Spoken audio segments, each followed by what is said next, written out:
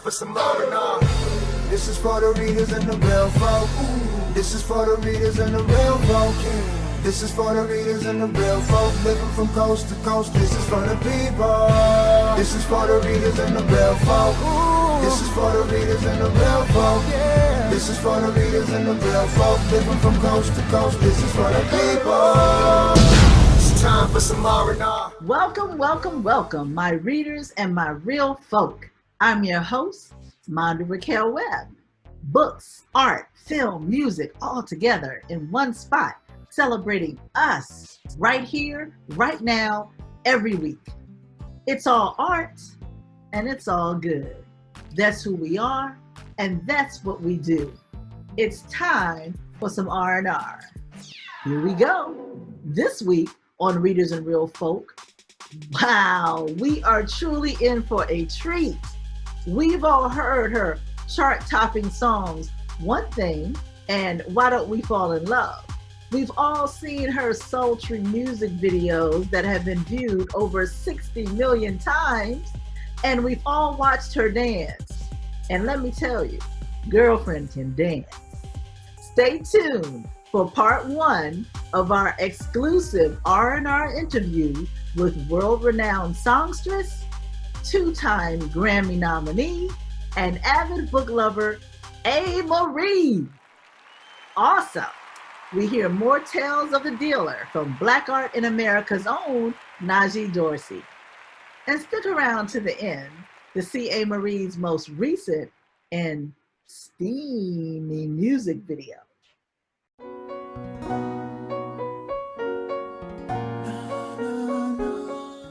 But before we jump into the show, it's Art from the Start, where we showcase an artist's work available at blackartinamerica.com, the leading online portal for African American art in the nation.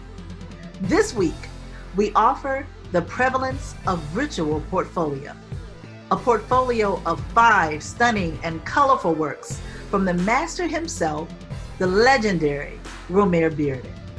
Yes. All 5 of these 36 by 30 inch screen prints are signed and numbered editions that can beautify your living space while bringing great value to your home. And here's the thing.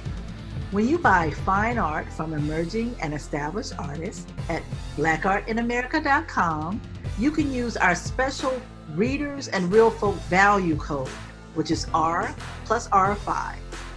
That's R and R5, use it at checkout, and you will get 5% off premier works by Black American artists.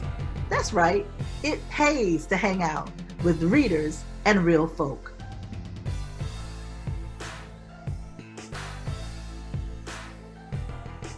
Amerie is a Grammy-nominated singer-songwriter, producer, and writer of fiction. Born in Massachusetts, this lifelong book lover graduated from Georgetown University with a bachelor's degree in English. Her critically acclaimed career in music, dance, and acting has spanned over a decade and a half. More recently, Amerie released Drive in May 2016, hailed by Rolling Stone as one of 2016's best R&B albums. She released 2 more in 2018. 4 a.m. Mulholland and After 4 a.m. Both praised for their postmodern hip-hop and R&B innovations. Along with her world-renowned music career, Amerie is editor of New York Times bestseller, Because You Love to Hate Me, and recently founded Amerie's Book Club, a social media-based platform that highlights diverse voices.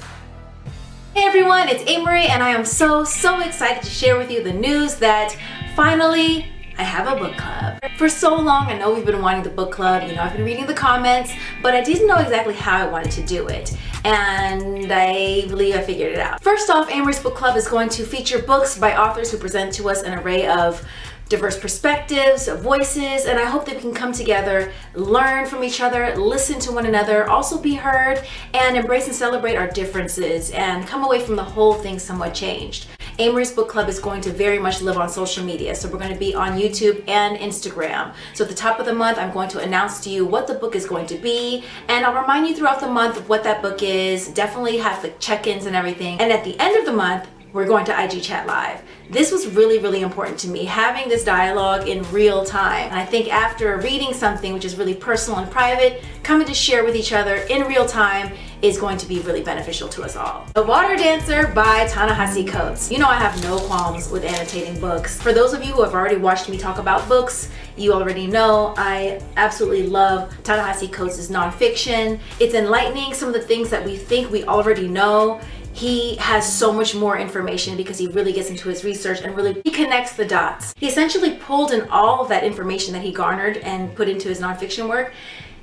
He put it into this narrative. This is an enslavement narrative, but it also very much goes into, true to Ta-Nehisi Coates' fashion in his nonfiction, the psychology of what it takes to create such a structure. You see how creating such a system not only harms those who are in bondage, but also twists those in power. I loved the fact that I could read this narrative, but not only have a story that has a very interesting plot, but also dive deep into the psychology of America and where we were and where we've been. Ta-Nehisi Coates is one of our most important intellectuals, and this book is extremely important. If you haven't read his nonfiction, definitely do that. But this book, it's just a must read. We'll talk more at the end of the month. Make sure you join the hashtag Amerie's Book Club, hashtag ABC, and pick up the book. I'll check in with you throughout the month. You check in with me, see how we're enjoying this read, and don't be afraid to spread the news far and wide. I can't wait to read and talk with you. Welcome to Amerie's Book Club. Amerie, welcome. Thanks for having me. Look, I'm all hype. You're all cool. Like, thanks for having me. If I fangirl on you a little bit, just ignore me, okay? Oh, we are so excited to have you join us on Readers and Real Folk. And we believe in real talk. You good with that? I'm always good with that. That is fantastic. So, Amerie, you represent the ultimate multi-hyphenate. You know, you're a singer-songwriter, actress, producer, author, influencer, and I'm going to add mommy and mommy. wife. Hopefully today we'll be able to learn a little bit more. Our viewers might be able to learn a little bit more about the Amerie between the hyphens. Well, it's so funny because you were say between the, I don't know, usually like entertainment and music stuff, it's going to something like between the sheets or something like that's going to come out. So I was stuck for a second, like, wait, what? All right, so the Isley Brothers. What you talking about? So, that's a lot of stuff. I try to balance.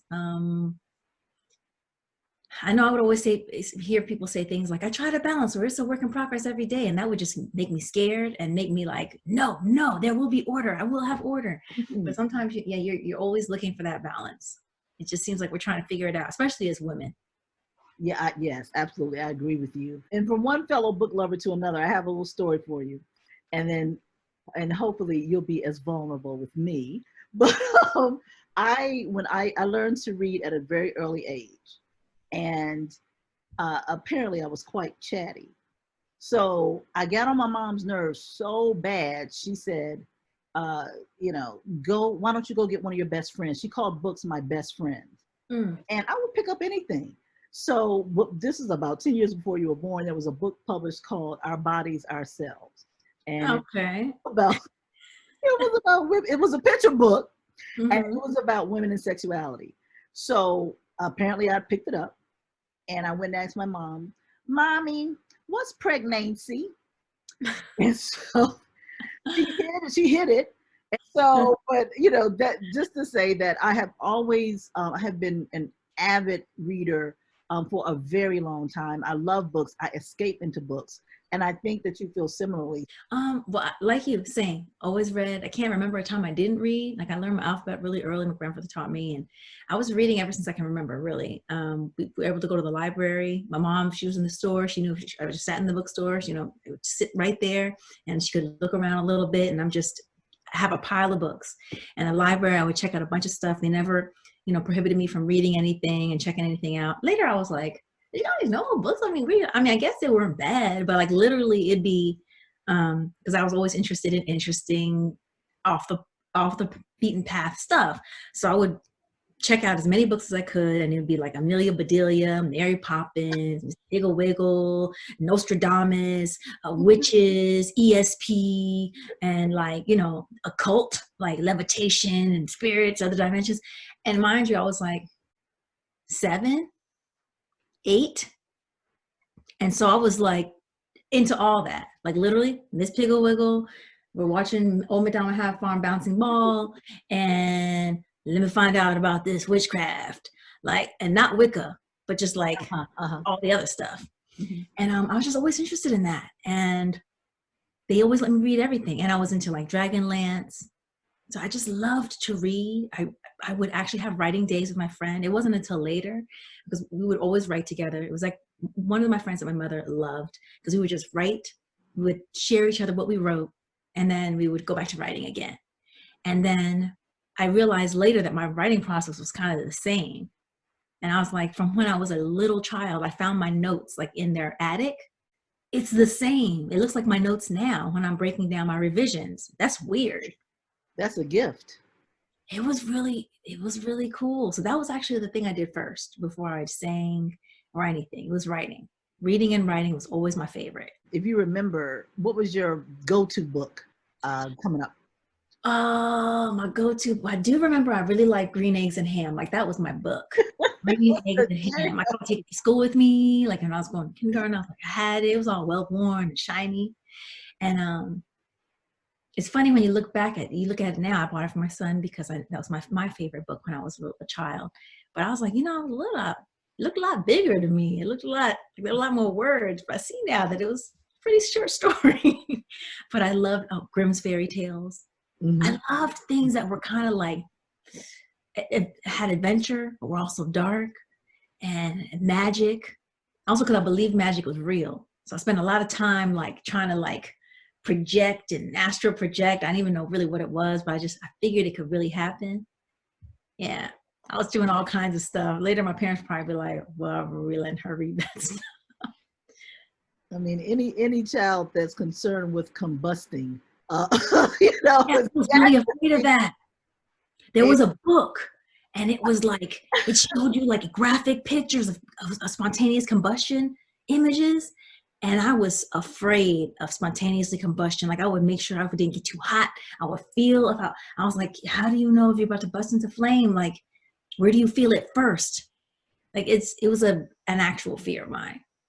No, I'm not mad at you. I looked at the interview you did with before Kevin Wilson. You talked about the fear of the killer bees, and I'm like, oh my gosh, she's right on time, because these hornets that have come to the States that are ripping their heads over bees.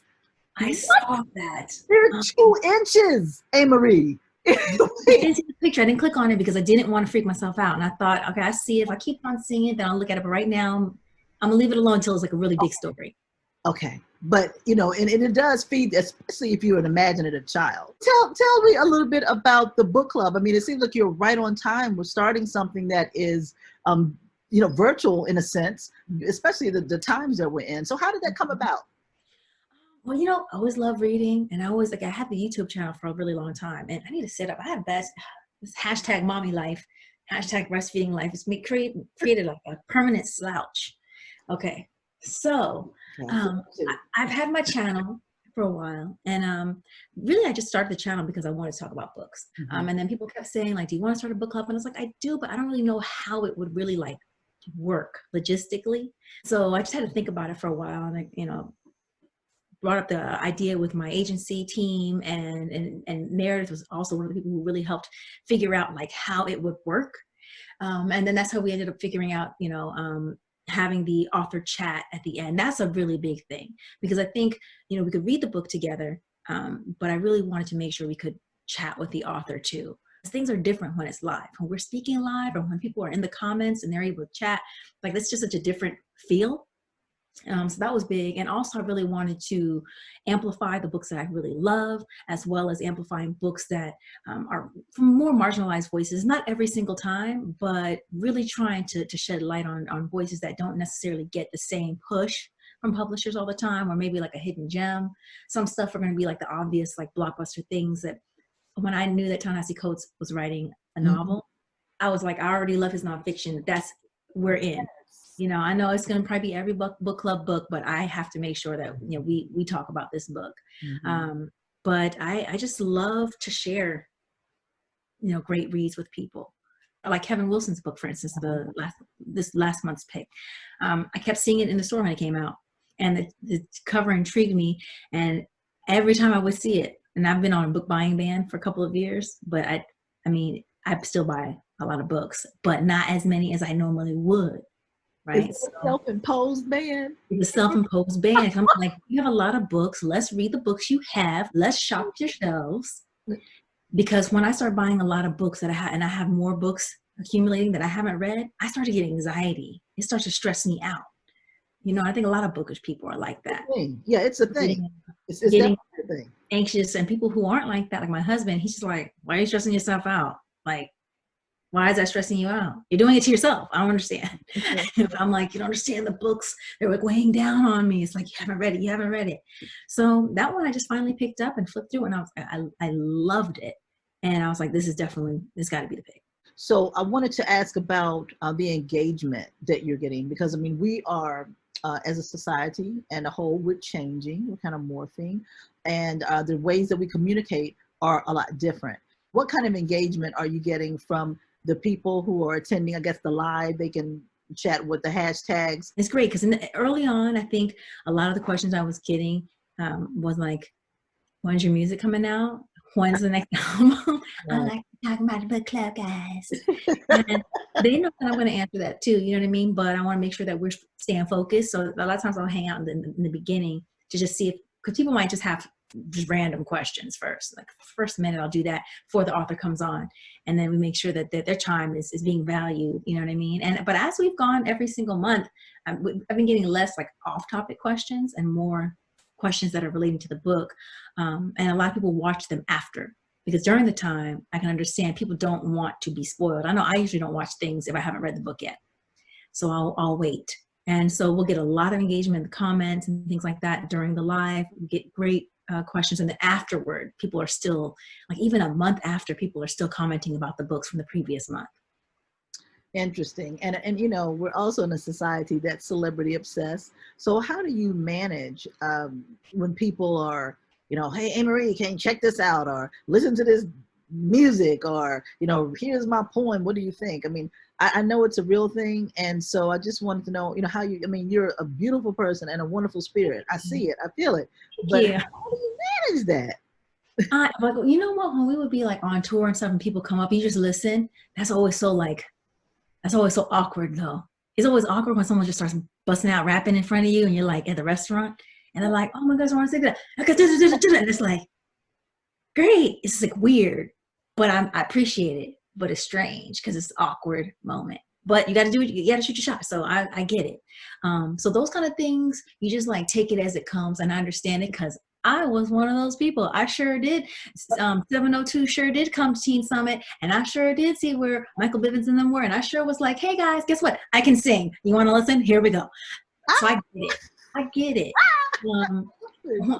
Online though, you know, it's different because there's so many more random different things.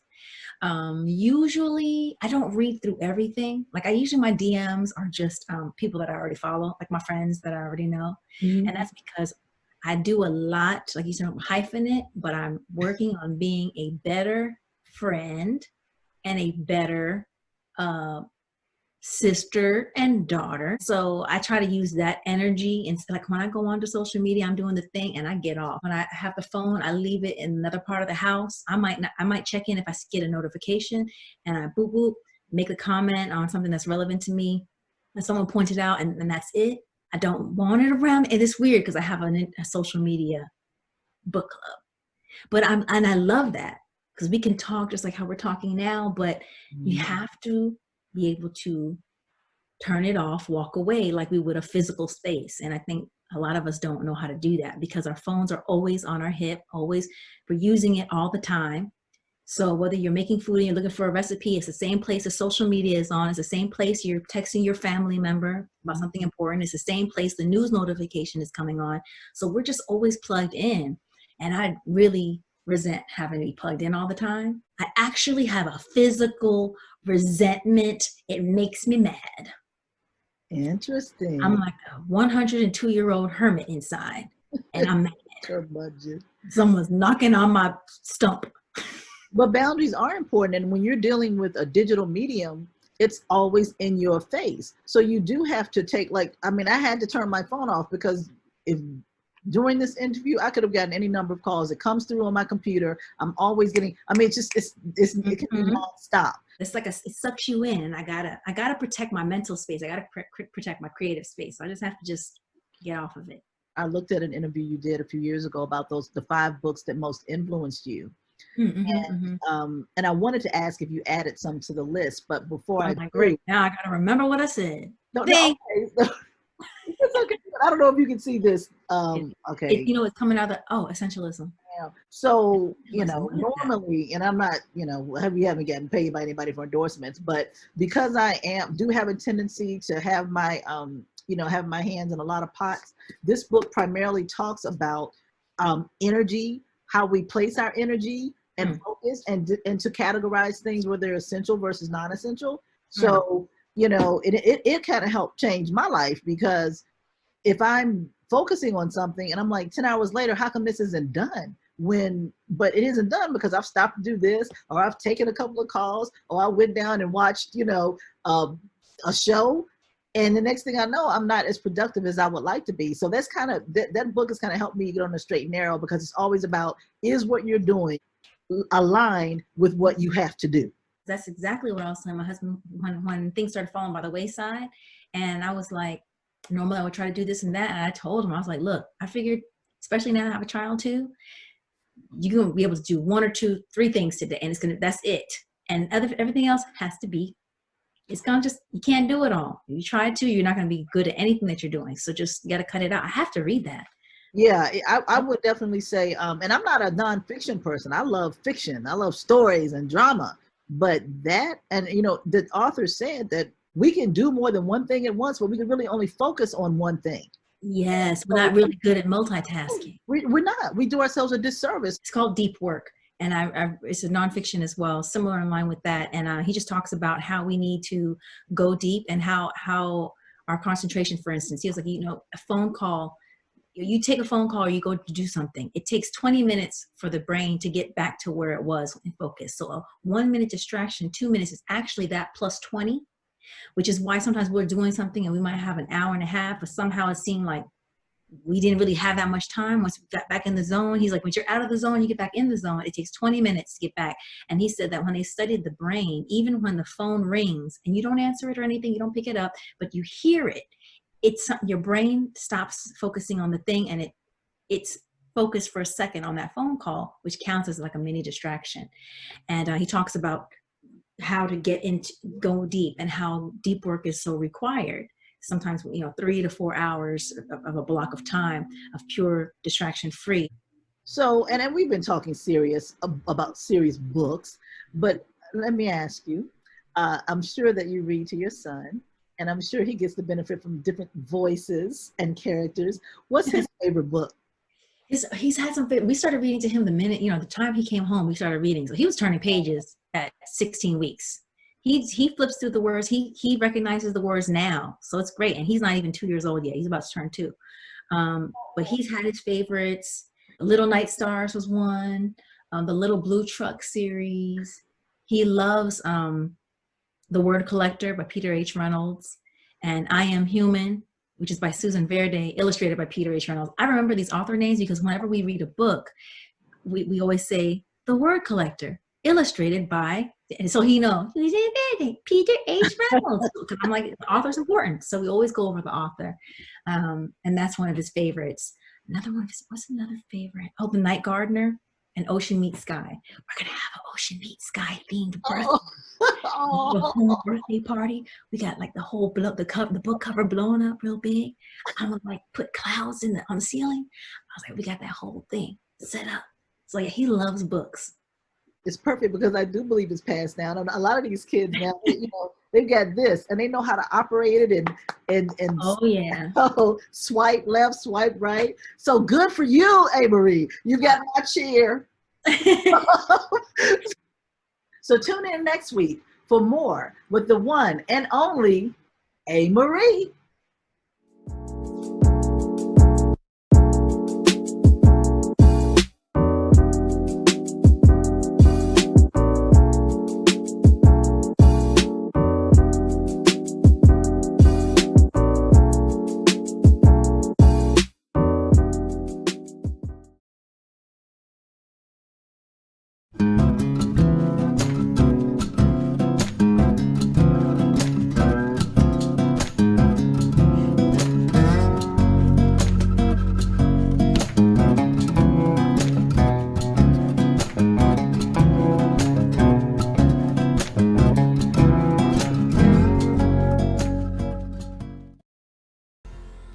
Hey everybody, it's Najee Dorsey here from Black Art in America with this episode of Tales of the Dealer for our readers and real folk.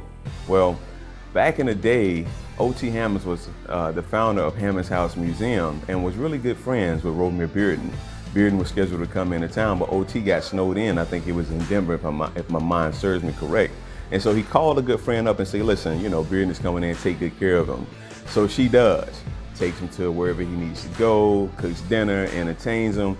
And Bearden's having a great time, really feeling the company. So he hooks up a little piece of art and gives it to her. So many years later, she's remodeling. The piece of art's in the closet. One of the contractors said, ma'am, I know you say get rid of, everything that's in this room, but I think this is a well-known artist. And she says, oh, you can have it, do what you want with it. I buy my art from Macy's, right? So you just never know. It wasn't until many years later that she realized, I think it was at his major retrospective, a big show at the National Museum, that she realized how important an artist Bearden was and the mistake that she had made. So that's an episode of Tales of the Dealer. Be careful not to get rid of any gems yourself. It's Najee. Peace.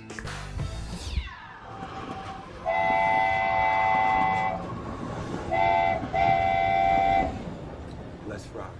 Take this.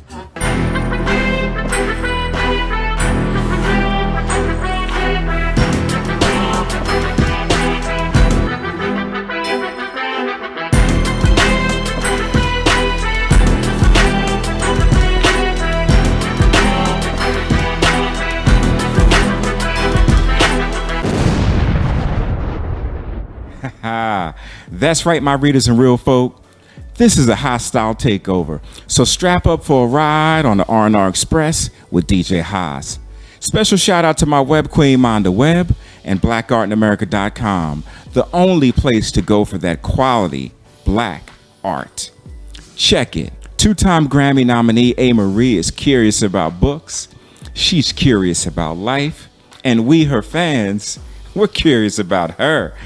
But it all started with the music. So here she is, my readers and real folk, singing her steamy song, Curious. The brainy, the beautiful, the one and only Amerie. There you are, here I am, all you read in my mind. Never said things unsaid. You're ready, it's time for you and I. All I want, turn you on, curious. You know I'm not the only one. What you want, say what you want, curious. Yeah, we've been waiting too long, Curious, yeah, what we on. Now we got all night long.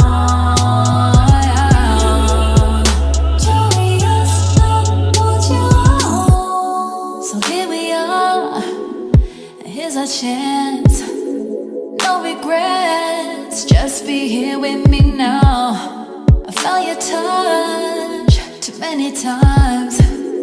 So make it real and let me finally make you mine. Oh, it's always been about you and me.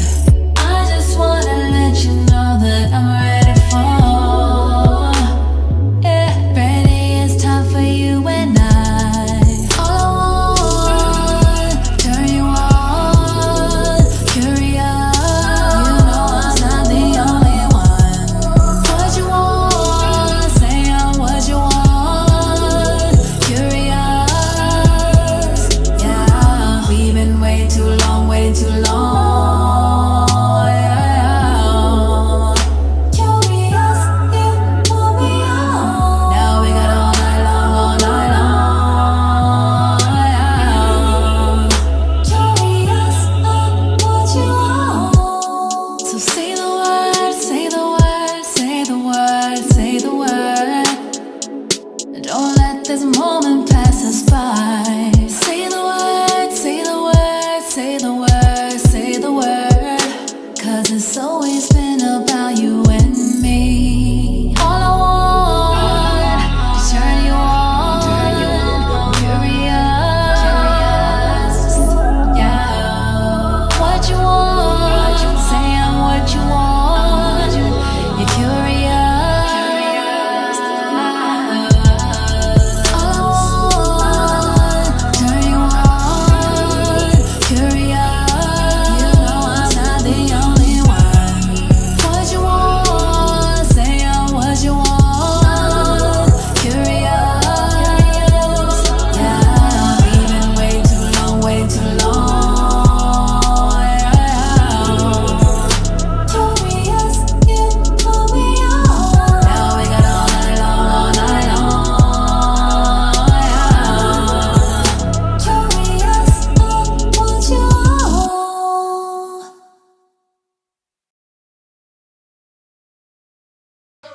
Well, that does it for this week's edition of Readers and Real Folk.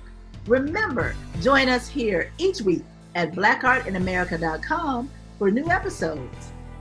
And you definitely want to tune in next week for part 2 of our exclusive interview with Amerie. And don't forget to type in the R plus R5 value code for 5% off at checkout when you shop for fine art at blackartinamerica.com. Until next time, this is your host, Monda Raquel Webb, wishing you art, peace, and love. This is for the readers and the real folk. This is for the readers and the real folk living from coast to coast. This is for the people. This is for the readers and the real folk. This is for the readers and the real folk.